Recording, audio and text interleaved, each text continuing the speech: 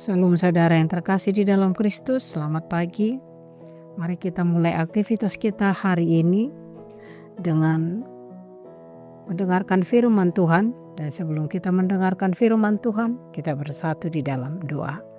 Damai sejahtera Allah yang melampaui segala akal, itulah yang memelihara hati dan pikiranmu di dalam Kristus Yesus Tuhan kita. Amin.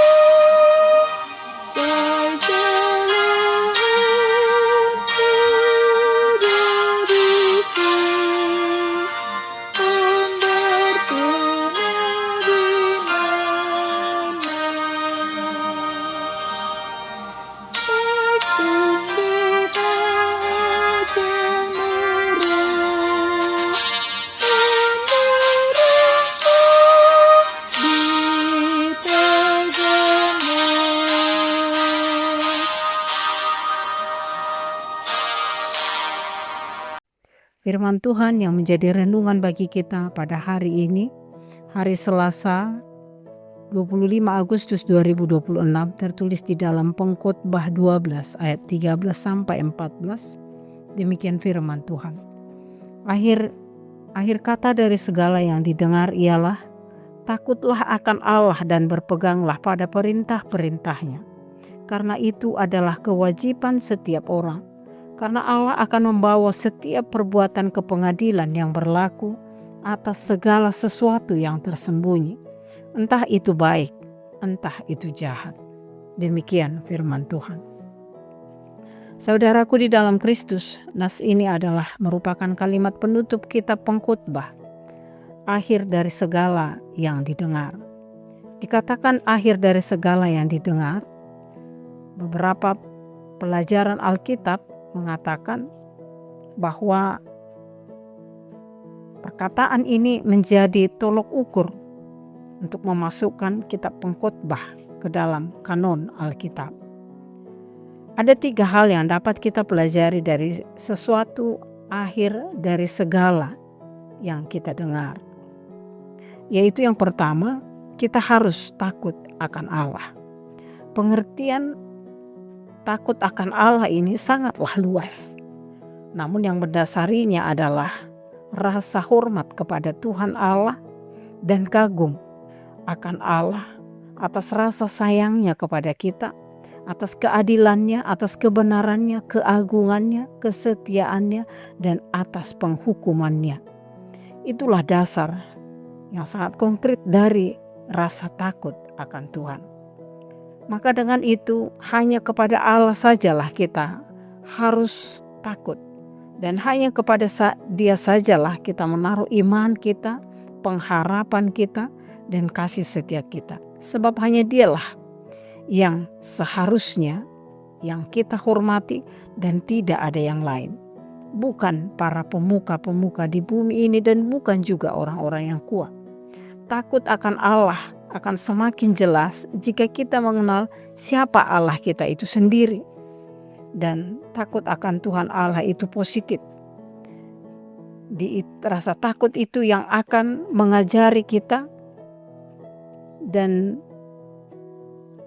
membawa kita semakin dekat kepada Dia.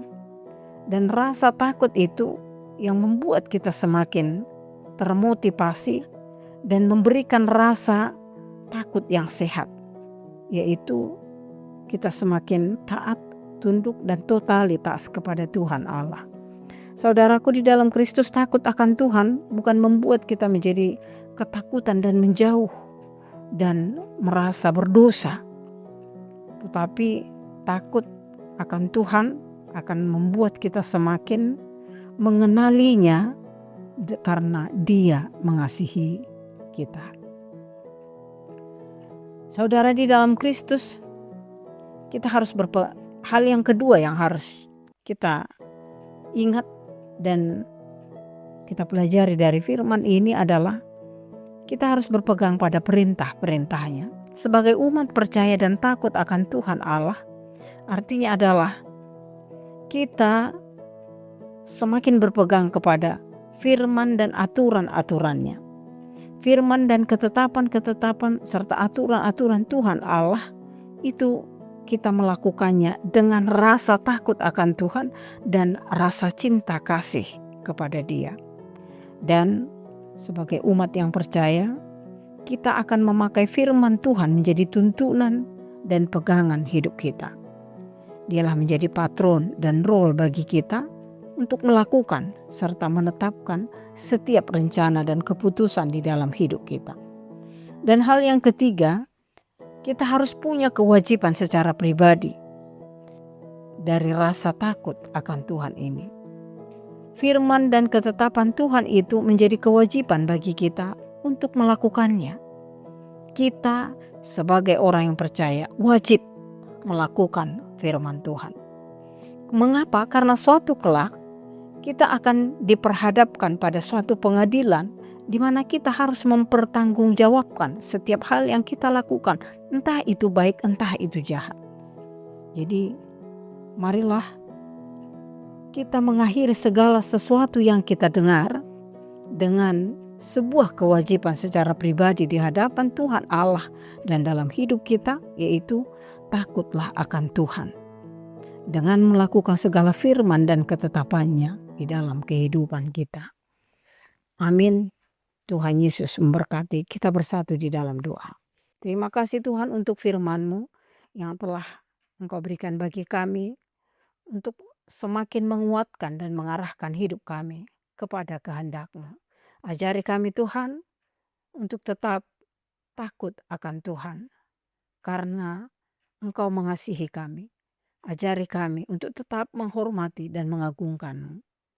Hanya di dalam nama-Mu yang kudus kami berdoa dan bersyukur. Anugerah Tuhan kita Yesus Kristus, kasih setia Allah Bapa serta persekutuan Roh Kudus kiranya menyertai kamu sekalian. Amin.